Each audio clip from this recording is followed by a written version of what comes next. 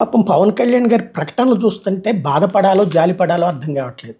తాజాగా చెప్తున్నారు పెండింగ్లో ఉన్న 15వ ఆర్థిక సంఘ నిధులు 1120 కోట్లు వచ్చే నెల మొదటి వారంలో పంచాయతీలకు విడుదలవుతాయని ఉప ముఖ్యమంత్రి పవన్ కళ్యాణ్ ప్రకటించారు. ఈ మేరకు హామీ ఇచ్చిన ముఖ్యమంత్రి చంద్రబాబుకు ఆయన మంగళవారం ఒక ప్రకటనలో కృతజ్ఞతలు తెలిపారు. ఆర్థిక సంఘం నిధుల విడుదలలో రాష్ట్ర వ్యాప్తంగా సర్పంచులకు ఉపశమనం కలగబోతోంది. హామీ ఇచ్చినట్టుగానే ఆర్థిక సంఘ నిధులు పంచాయతీలో సద్వినియోగం చేయాలని దృఢమైన వైఖరిని ప్రభుత్వం తీసుకుంది. స్థానిక స్వపరిపాలనను బలోపేతం చేస్తూ గ్రామ స్థాయిలో కనీస మౌలిక వస్తువులు సేవలు సమర్థంగా అందించాలని మా ఉద్దేశం.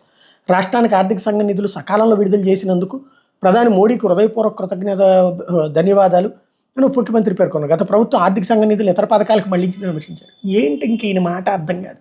ఇప్పుడు మరి వీళ్ళు చేసింది ఏంది? ఇప్పుడు మళ్ళీ వెళ్ళి చంద్రబాబు గారిని అడుక్కోవడం ఏంటి? ఎప్పుడో చెప్పారు ఫస్ట్ అయిపోయినాయి అని చెప్పేసి, ఆ డబ్బులు ఈ రోజు వరకు రాలేదు.